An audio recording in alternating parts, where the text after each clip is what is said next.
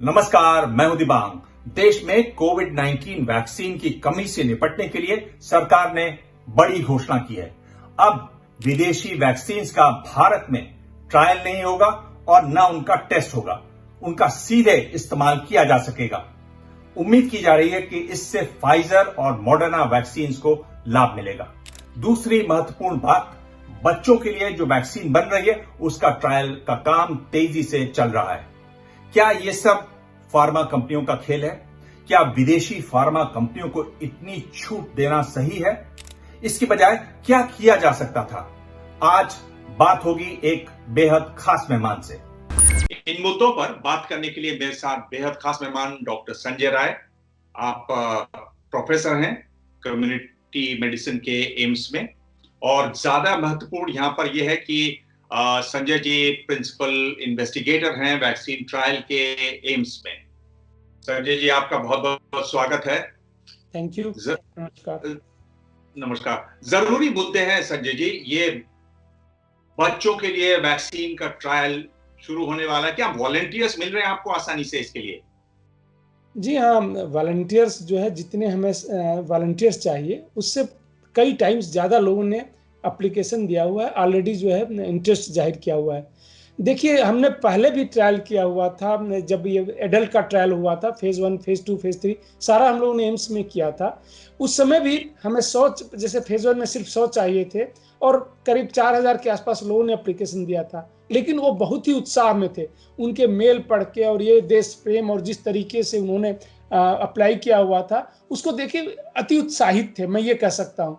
इस समय मेरी कई माताओं से बात हुई, बच्चों की जो पार्टिसिपेट करना चाहते हैं अपने बच्चे को लेके इस ट्रायल में, लेकिन वह उत्साह से ज़्यादा जो उनमें एक भय का माहौल था, उस भय के कारण से वो पार्टिसिपेट कर रहे हैं, जो शायद as a researcher, as a doctor भी मुझे अच्छा नहीं लग रहा था कि ये इतने भय के कारण नहीं पार्टिसिपेट करें, उत्साह से पार्टिसिपेट करें, वो अच्छा है। बट भय के वातावरण में कोई पार्टिसिपेट कर रहा है तो शायद वो उतना अच्छा नहीं लग रहा था। जहाँ तक वॉलंटियर मिलने की बात है तो जितनी चाहिए उससे कई टाइम्स ज़्यादा है, मतलब 10 गुने ज़्यादा वॉलंटियर्स मुझे अभी भी है मेरे पास। जी, ये तो बड़ी बात है, 10 गुने ज्यादा हैं। आप कह रहे हैं भय की बात है, ये बात हर जगह सुनाई दे रही है कि फेज 3 आएगा, फेज 3 में बच्चों को ये होगा और उसके लिए वैक्सीन जरूरी है। कहां तक आप सहमत हैं इस पूरी बात से? देखिए, किसी भी स्टेटमेंट का कोई वैज्ञानिक आधार होना चाहिए कि क्यों आ सकता है, थर्ड वेव या फोर्थ वेव या 10th वेव आने कभी भी आ सकता है, और इस टाइप की बीमारी में वेव्स आती जाती रहती हैं, लेकिन उसका एक आधार होना चाहिए और उसको प्रिडिक्ट कुछ हद तक किया जा सकता है। कोई भी वेव आना जो है निर्भर करता है कुछ चीज़ों पे। यूजुअली हम लोग एपिडेमियोलॉजी में उसको टीचिंग भी देते हैं कि क्यों कब आ सकता है इस टाइप की कम्युनिकेबल डिजीज में, कि ससेप्टेबल पॉपुलेशन जिनको होना है वो पॉपुलेशन कितना है।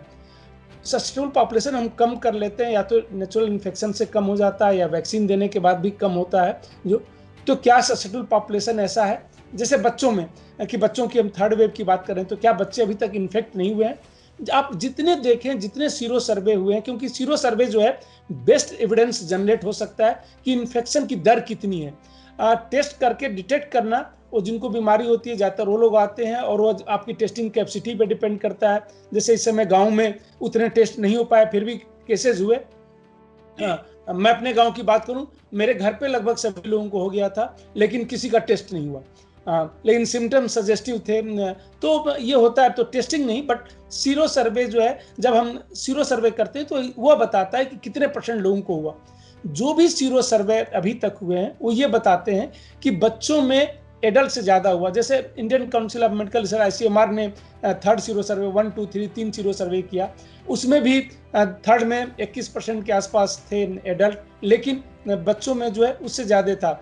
एग्जैक्ट मुझे नहीं है, बट 23 या 24% के आसपास था। दिल्ली के सीरो सर्वे की मैं बात करूं तो यहाँ 4 सीरो सर्वे हो चुके हैं। वह जो है ये दर्शाते हैं कि बच्चों में जो है उससे ज़्यादा था, करीब 51% ये था एडल्ट में, और बच्चों में ज़्यादा था। दैट मीन्स कि बच्चों को इन्फेक्शन हो रहा है बट डिजीज माइल्ड है।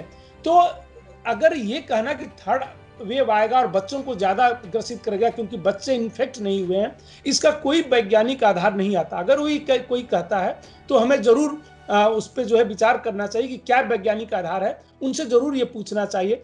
हमें अभी तक कोई समझ में नहीं आता, जितने लोग इस एपिडेमियोलॉजी के हैं एटलीस्ट, जो पब्लिक हेल्थ से रिलेशन रखते हैं, उनको समझ में नहीं आता कि इस टाइप की बातें क्यों हो रही है।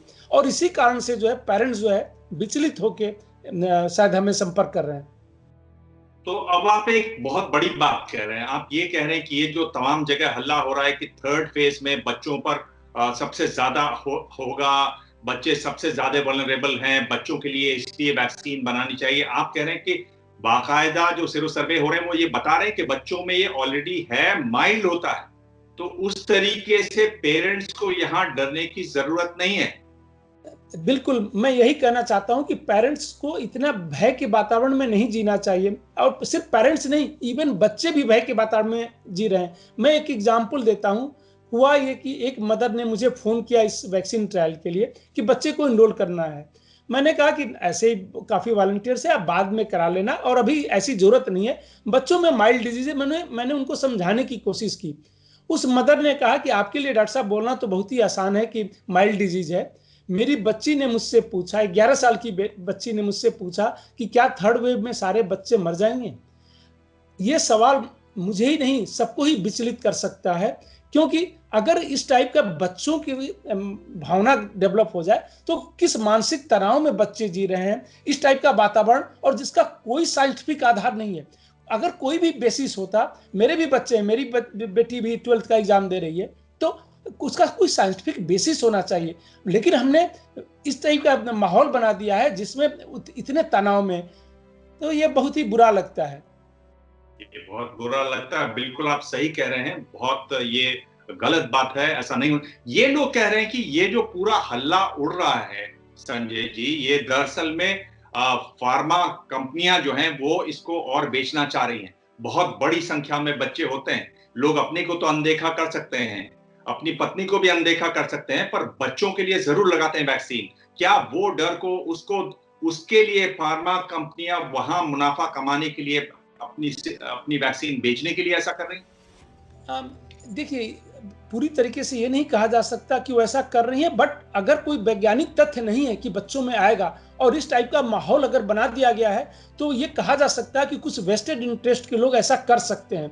एज ए साइंटिस्ट हमें हमेशा ओपन दिमाग से रखना चाहिए, क्योंकि अगर किसी चीज़ का वैज्ञानिक आधार नहीं मिल रहा है कि इसका साइंटिफिक बेसिस क्या है, क्यों ऐसा कहा जा रहा है, तो डेफिनेटली हमें ओपन माइंड होके जो है ये सोचना चाहिए कि कहीं ऐसा तो नहीं कि कोई वेस्टेड इंटरेस्ट के लोग ऐसा कर रहे हैं। और इस संभावना से इनकार नहीं किया जा सकता कि वेस्टेड इंटरेस्ट में भी जो है ऐसा किया जा रहा होगा, क्योंकि अगर कोई वैज्ञानिक आधार नहीं है तो फिर क्यों इतनी बड़ी संख्या में हम इसका जिक्र कर रहे हैं। और कई बार जो है इवन भावना में बह के जो हमारे एक्सपर्ट्स भी बैठे होते हैं, वो भी इस टाइप की बातें करने लगते हैं जिसका कोई साइंटिफिक आधार नहीं होता। भावनाओं में बह के बात करने की जगह पे, जी हाँ। तो एक बात तो साफ है। देखिए, आप अब इतने वरिष्ठ जगह पर हैं, आप जो वैक्सीन के ट्रायल हो रहे हैं उसके प्रिंसिपल इन्वेस्टिगेटर भी हैं। मुझे नहीं लगता कि इससे ज्यादा आप कह पाएंगे इस मुद्दे पर साफ कहाँ ये उंगली उठ रही है ये साफ दिखाई दे रहा है। मैं ये पूछ रहा हूँ दूसरा, आज जो एक बड़ी चीज हुई कि सरकार की तरफ से कहा गया कि जो बाहर से वैक्सीन आ रही हैं उनके अब जो लोकल ट्रायल्स हैं वो नहीं होंगे, उनके टेस्ट तक नहीं होंगे। इसको आप कैसे देखते हैं? देखिए, पहले हमारे यहाँ था कि बाहर से कोई भी वैक्सीन आती है तो उसका क्लिनिकल ट्रायल होना चाहिए, इस कंट्री में होना चाहिए, वो डिमॉन्स्ट्रेट करें। क्योंकि आप देखिए, कोई बीमारी वहाँ लोकल लेवल पे कैसी बढ़ती है, कैसे कोई वैक्सीन या दवा कारगर होती है, उस पर डिपेंड करता है। जैसे कोविड-19 की बात करें तो एशिया की कंट्री में ओवरऑल मृत्यु दर कम थी, किसी भी, चाहे वो पाकिस्तान हो, हिंदुस्तान हो, यूरोप में काफ़ी ज़्यादा थी। तो सेम बीमारी या सेम ड्रग हर पॉपुलेशन में एक जैसा काम नहीं करता है, तो इसलिए था कि क्लिनिकल ट्रायल करेंगे। अर्जेंसी देखते हुए गवर्नमेंट ने ये किया, और पिछले महीने ही अप्रैल में ये निर्णय लिया था कि ठीक है, क्लिनिकल ट्रायल की जरूरत न पड़े, क्योंकि इमरजेंसी सिचुएशन है, पेंडेमिक है पूरी दुनिया में, उसको जो है वो एक ब्रिज क्लिनिकल ट्रायल कर लें, और साथ में जो है 7 दिन का एक 100 लोगों को देके जो है उस पर जो रिजल्ट आता है सेफ्टी उसको देख के, और फिर वैक्सीनेशन शुरू कर सकते हैं। इसमें थोड़ा सा जो अभी 2-3 दिन पहले आया है, हमें कि ये भी कर दिया कि कसौली जो हम भेजते हैं इसके लिए हर बैच का जांच के लिए कि उसको भी एग्जम्प्ट कर दिया। एग्जम्प्ट करने की जगह पे अगर हम ऐसा करते कि रैंडमली सारा बैच का ना जांच करें, रैंडमली कुछ जांच कर लें, क्यों उनको भी पता रहेगा कि इसकी रैंडमली जांच हो सकती है, तो शायद क्वालिटी मेंटेन करने में हमें मदद मिलेगी। अगर उनको ये पता है कि नहीं इसकी अब जांच नहीं होनी है, वो तो एग्जम्प्टेड है, तो यह शायद बहुत ही कारगर उपाय नहीं होगा। हमें क्वालिटी से कोई कंप्रोमाइज नहीं करना चाहिए, क्योंकि फिर उसकी जवाबदेही किसकी होगी अगर ऐसा होता है तो। जी आप कुछ कहना चाहते थे शायद। जी। तो मैं ये कह रहा हूं कि अगर ये जांच नहीं करेंगे तो किसी भी तरह का कूड़ा आ सकता है, क्योंकि अब तो जांच ही नहीं होगी। आप कह रहे हैं कि रैंडमली करें, तो कम से कम कंपनी जो भेज रही है उसको डर तो रहेगा कि भाई जांच होगी तो हम पकड़े भी जा सकते हैं। जी हाँ, मैं बिल्कुल यही कहना चाहता हूं कि उसको जो है अगर इमरजेंसी सिचुएशन में आप सबका नहीं कर सकते, कम से कम आप जांच का सैंपल आपके पास रहेगा, जब भी आप चाहेंगे तो ऐसा कर सकते हैं। तो ये कर देना चाहिए, क्योंकि कंप्लीटली जो है उनको एग्जम्पशन देना कि नहीं अब जांच भी नहीं करेंगे, कसौली जाने की जरूरत नहीं है, ये सब नहीं होना चाहिए। हमें जो है उस मापदंड को जो है उस पर रखना चाहिए, क्योंकि देखिए जो बेसिक प्रिंसिपल होता है मेडिसिन का कि हमें जो है नुकसान नहीं पहुंचाएं, अगर फायदा नहीं पहुंचाता है तो नुकसान नहीं पहुंचाएं, उस प्रिंसिपल को हमें मेंटेन रखना चाहिए। डू नो हार्म प्रिंसिपल होता है हमारा, बेसिक प्रिंसिपल है मेडिसिन का, उसको हमेशा जो है महत्व देना चाहिए, और उसके लिए कि क्वालिटी पे कोई कंप्रोमाइज नहीं होना चाहिए।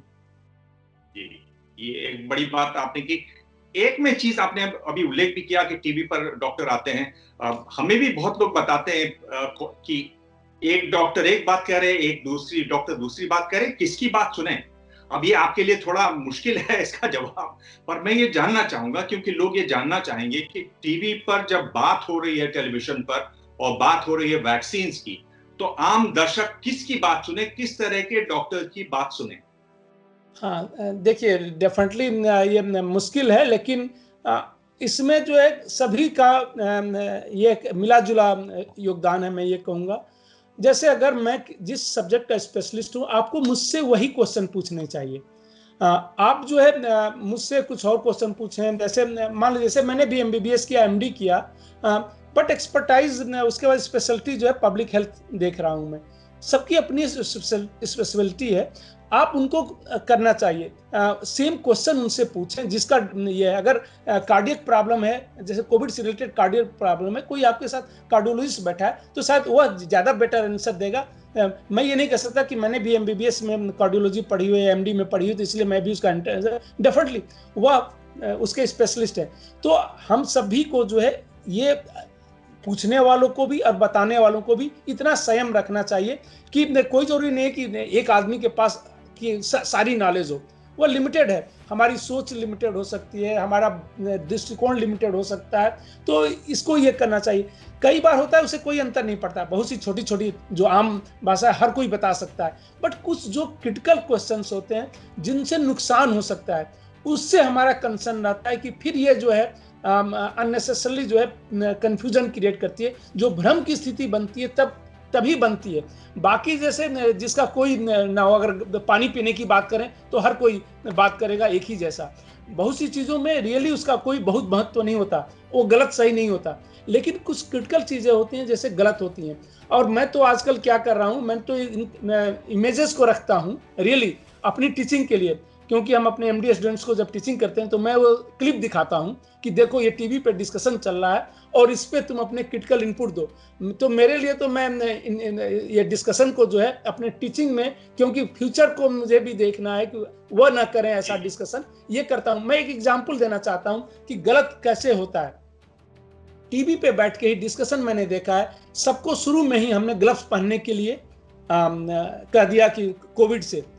ग्लव्स किस बीमारी में पहनना चाहिए, नहीं पहनना चाहिए, कोविड हाथ से नहीं होता, जब कंटामिनेटेड छूते हैं और आंख मुंह को छू सकते हैं तो होता है। होता क्या है, ग्लव्स हमने पहने, this is a harmful practice, मतलब गलत प्रैक्टिस है, बट टीवी पे ही हमारे लोगों ने एडवाइस किया है और लोग ने पहनना शुरू कर दिया। उसकी भी क्लिपिंग मैंने रखी हुई है कि क्यों हार्मफुल है, और हम लोग पढ़ाते हैं, जो अपनी टीचिंग करते हैं उनमें बताते हैं कि ये हार्मफुल प्रैक्टिसेज हैं। क्योंकि मान लीजिए आपने ग्लव्स पहन लिया, अब आप अपना मोबाइल उठाएंगे, कुछ भी करेंगे तो आप बार बार हाथ नहीं धोएंगे। आपने कहीं आपका हाथ कंटामिनेटेड है जिसमें इन्फेक्शन है, अब आप जिस जिस चीज को छू रहे हैं उनको कंटामिनेट करते रहेंगे तो उससे स्प्रेड होने का चांसेस है। तो कहाँ हमारा ये था कि सैनिटाइज करो, हाथ बार बार धोते रहो, बट यह जो है स्प्रेड करने में सहायक हो सकता है। तो ये सब हार्मफुल प्रैक्टिस है। तब हमें होता है कि नहीं, ऐसा नहीं करना चाहिए। अगर वह उनको इसके बारे में नहीं पता है तो कॉमन सेंस से ना करें, वह थोड़ा सा वैज्ञानिक सोच रखें या उसके एक्सपर्ट हों। सिर्फ कॉमन सेंस से आंसर देना जो अच्छा नहीं होता, कई बार ऐसा हो जाता है। तो दोनों ही तरफ से मैं ये कहूं कि दोनों तरफ के लोगों को आप भी अगर सवाल पूछते हैं तो आपको जो है जो जिसका एक्सपर्ट है उससे उसी टाइप के क्वेश्चन पूछना चाहिए। 10 लोग बैठे हैं तो जिससे रिलेटेड है उनसे पूछना चाहिए। तो ये है, और शायद भ्रम की स्थिति में हम लोग भी उसके लिए जिम्मेवार हैं। मैं मानता हूं कि हम जिम्मेवार हैं उसके लिए। जी, बहुत महत्वपूर्ण बात आप कह रहे हैं कि एक तो जो पूछे सवाल उसी से पूछें जो जानकार हो, जिसके पास सही जानकारी हो, और ये जरूरी है कि आप जानकारी रखें और सही जानकारी रखें। तो ये दर्शकों के लिए है, दर्शकों के लिए नहीं है, ये बाकी टीवी चैनल्स के लिए भी है कि आप अगर डिस्कशन करवा रहे हैं तो ऐसे लोगों को बुलाएं जो उस विषय के जानकार हों। कोई एक्सरे लेने वाले को ना बुला लें, कोई हड्डी के डॉक्टर को ना बुलाने और वैक्सीन के बारे में उनसे बात करें, क्योंकि डॉक्टर तो वो भी हैं, उन्होंने भी पढ़ा होगा लेकिन उनको उतनी जानकारी नहीं होगी। और आज पेंडेमिक है, पेंडेमिक में बहुत जरूरी है कि आप सही जानकारी रखें। डॉक्टर संजय राय, आप हम सही आदमी को ढूंढ के लाए हैं, सही डॉक्टर को ढूंढ के लाए हैं, क्योंकि यहाँ बात वैक्सीन की हो रही है और आप प्रिंसिपल इन्वेस्टिगेटर हैं वैक्सीन के। आपने इतना समय दिया इतने बिजी शेड्यूल में, बहुत बहुत आपका धन्यवाद। Thank you. नमस्कार, thank you. Doctor Sanjay Rai ने एक बहुत अच्छा सुझाव दिया। उन्होंने कहा कि भारत सरकार को विदेशी फार्मा कंपनियों को कहना चाहिए था कि आप जो वैक्सीन भेज रहे हैं वो हम लोगों को जरूर लगाएंगे, लेकिन कुछ का टेस्ट होगा। अगर ये टेस्ट हो तो उनमें एक डर बैठेगा कि हम भारत को जो भी वैक्सीन भेजें वो सही क्वालिटी की हों। क्वालिटी कंट्रोल वैक्सीन में बहुत जरूरी है और ये विदेशी कंपनियां सिर्फ और सिर्फ मुनाफा कमाना चाहती हैं। इस बारे में आप भी अपनी राय मैसेज बॉक्स में जरूर लिखें। ये अलग किस्म की कोशिश है ये वीडियो, इसलिए आपकी राय मैं जरूर जानना चाहूंगा। आपकी राय मैं पढ़ता हूं, उसके जवाब भी देता हूं, वो भी देखिएगा। आप चाहें तो मुझे ट्विटर पर ट्वीट कर सकते हैं। मेरा हैंडल है @dibang DIBANG। धन्यवाद।